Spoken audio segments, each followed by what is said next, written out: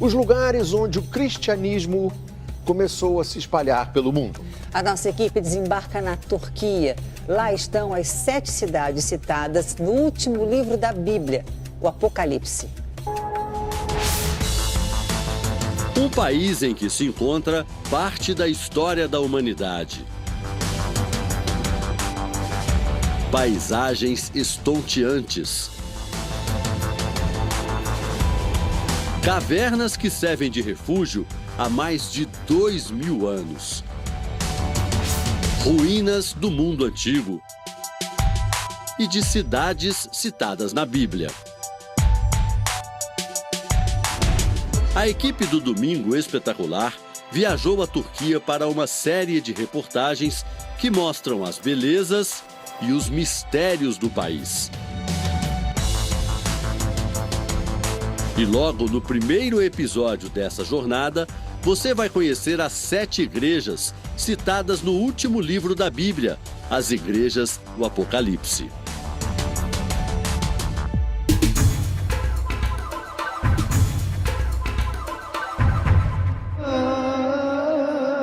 Com quase 80 milhões de habitantes, a Turquia é um dos países mais antigos do mundo. Apesar de a maioria da população ser muçulmana, a região também é rica em tesouros do cristianismo.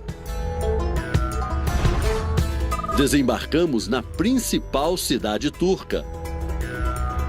Istambul é a única cidade do mundo dividida entre 2 continentes.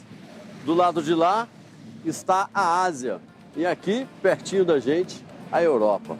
A cultura, o idioma, a moeda, é tudo igual. Só o que muda é o prefixo do telefone. Logo precisamos deixar a metrópole para trás. Seguimos viagem e rodamos centenas de quilômetros país adentro. Durante 5 dias, visitamos as 7 cidades do Apocalipse. Percorremos Pérgamo, Esmirna e descemos para Éfeso. Visitamos também Tiatira, Sardes, Filadélfia e, finalmente, Laodiceia.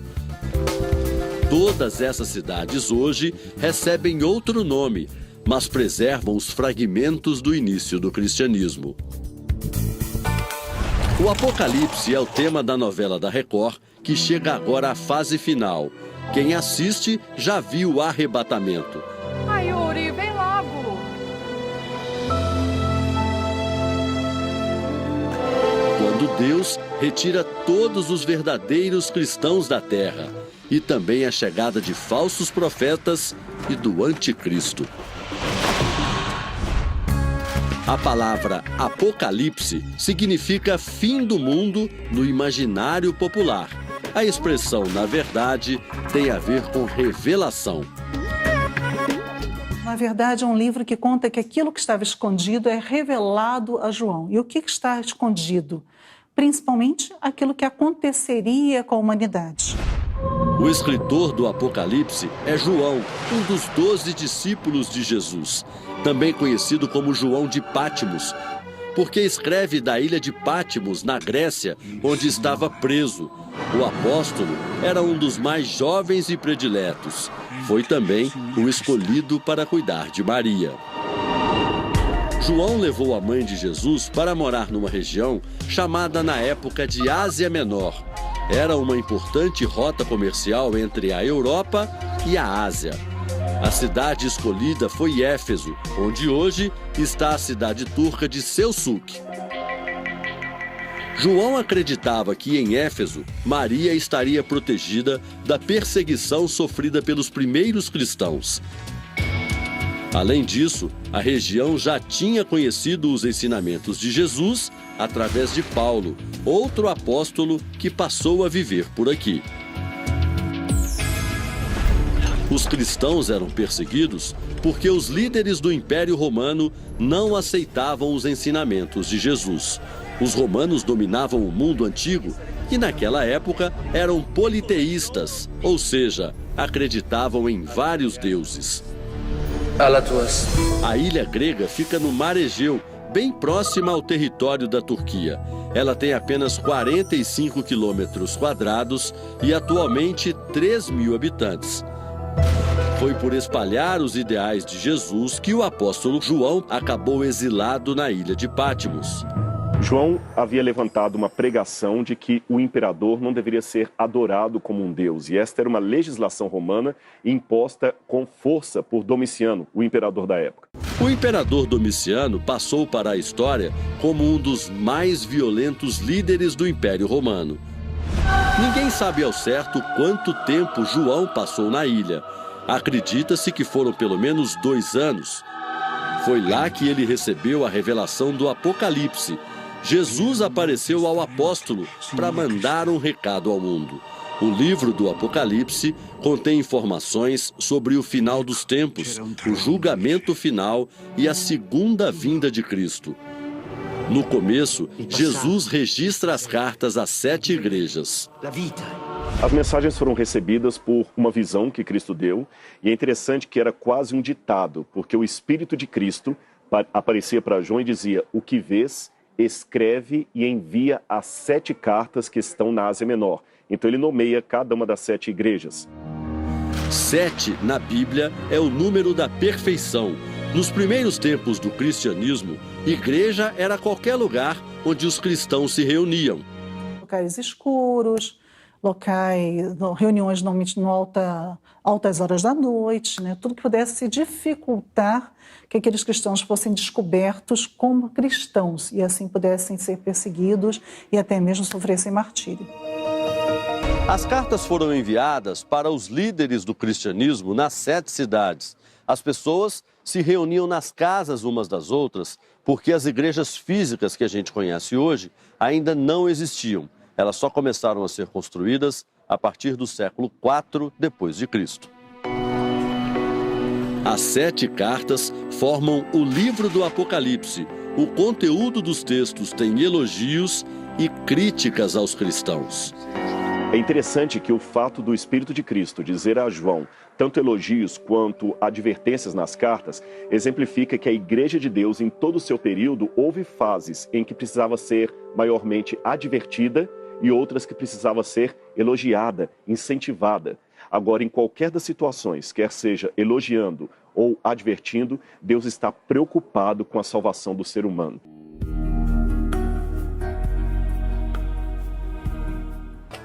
De volta com a segunda parte da reportagem sobre as igrejas do Apocalipse. Vamos conhecer agora os desafios enfrentados pelos primeiros cristãos, como o preconceito e a perseguição religiosa.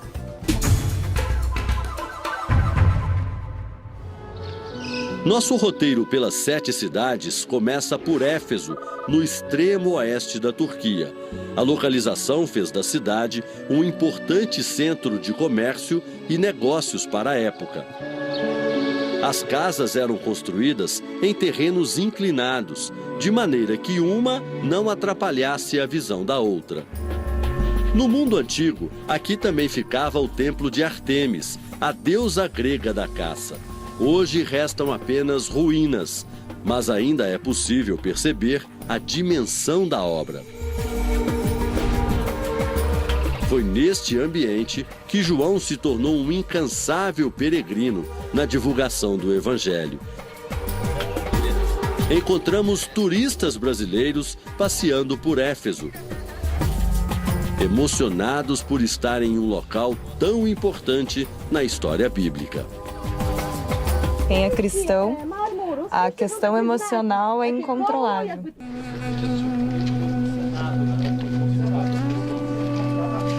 João morreu aos 98 anos. Ninguém sabe ao certo onde o corpo foi enterrado.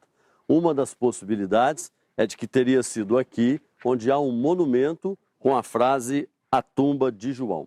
Apesar da ausência de provas da arqueologia de que os restos mortais do apóstolo estejam aqui, este é um dos locais mais visitados pelos peregrinos cristãos. Séculos depois da morte de João, um santuário cristão dedicado ao apóstolo foi construído a poucos metros do templo de Ártemis.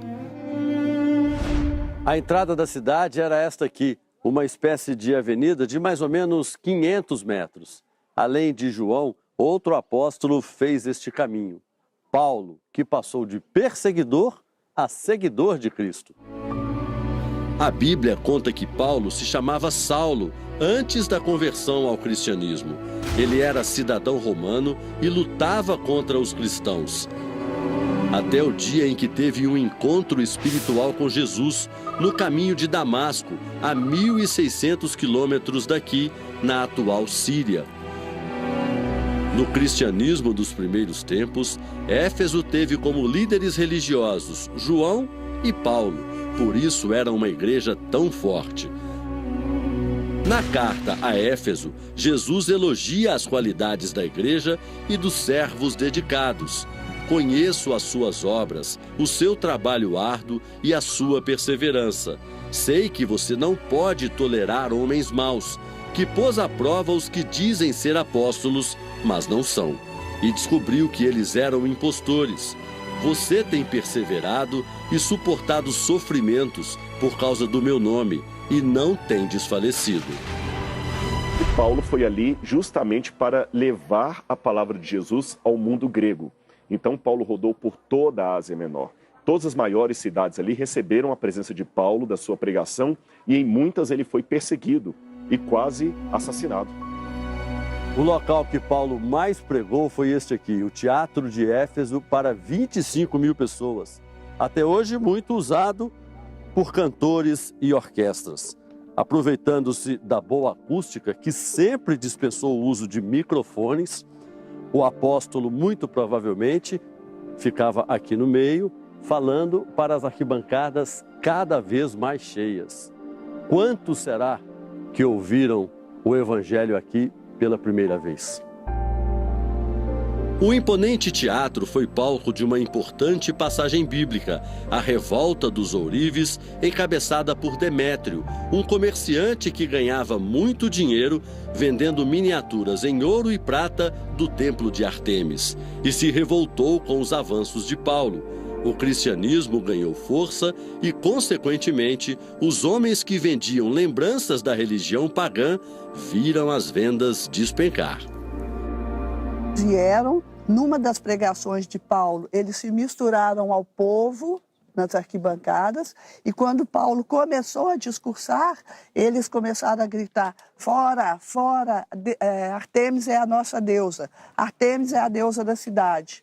Com isso, Paulo foi obrigado a se calar e a se retirar. Paulo tinha um ministério itinerante. Falava do evangelho num local, convertia o máximo de pessoas e depois mudava de cidade. A Bíblia conta que uma mulher que se chamava Lídia, comerciante que nasceu aqui em Tiatira, ouviu uma dessas pregações e decidiu se tornar cristã.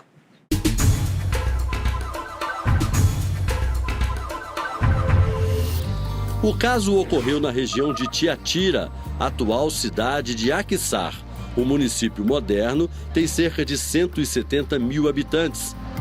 As ruínas de Tiatira foram descobertas em escavações realizadas 43 anos atrás. Lídia foi uma das primeiras pessoas convertidas em Tiatira. Ela se batizou com toda a família, tornou-se um exemplo na religião.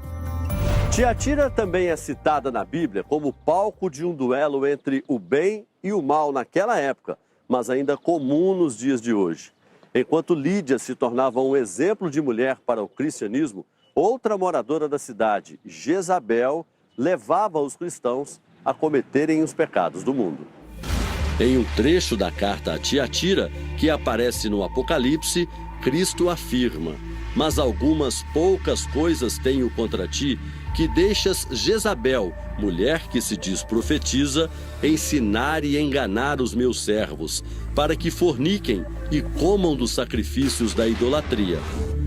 Não se sabe exatamente quem foi Jezabel. Para a teóloga, o texto faz menção à esposa do rei Acabe de Israel, que tinha fé em outro Deus e acabou influenciando o marido.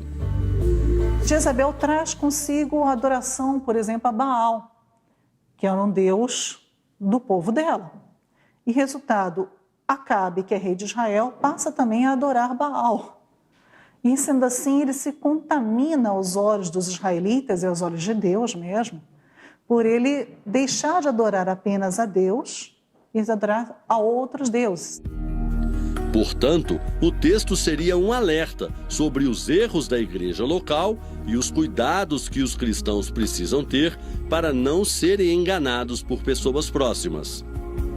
Hoje a prosperidade comercial independe da crença religiosa, mas na cidade antiga não era assim. Como a maioria dos comerciantes cultuava outros deuses, se aliar a eles era um atalho para uma vida econômica mais confortável. Ou seja, os cristãos viveram um dilema. O que era mais importante, a sobrevivência econômica ou a independência espiritual?